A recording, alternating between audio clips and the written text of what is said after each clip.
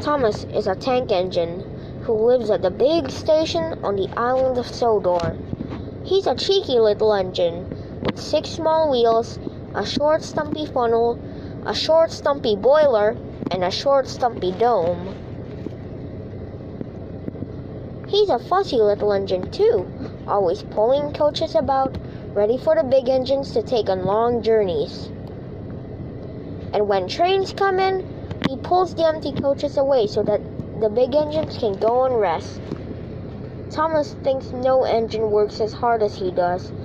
He loves playing tricks on them, including Gordon, the biggest and proudest engine of all. Thomas likes whistling brutally at him.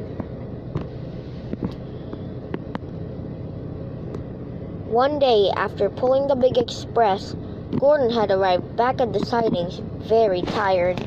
He was just going to sleep when Thomas came up in his cheeky way.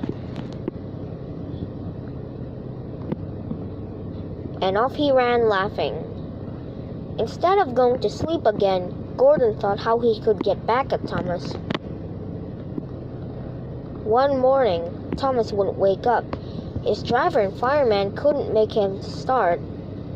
His fire went out and there was not enough steam. It was nearly time for the express. People were waiting, but the coaches weren't ready. At last, Thomas started.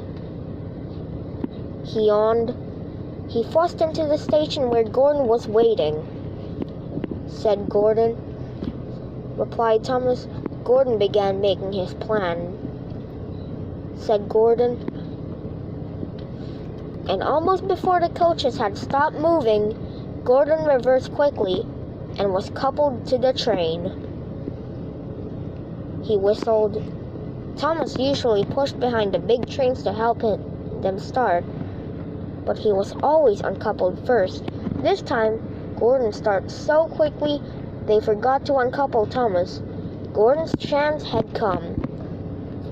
Puffed Gordon to the coaches. The train went faster and faster, too fast for Thomas. He wanted to stop, but he couldn't.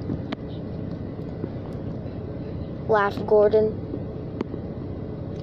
Locked the coaches. Poor Thomas was going faster than he had ever gone before.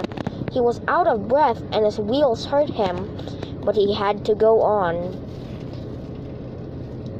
He thought sadly. At last, they stopped at a station. Thomas was uncoupled and he felt very silly and exhausted.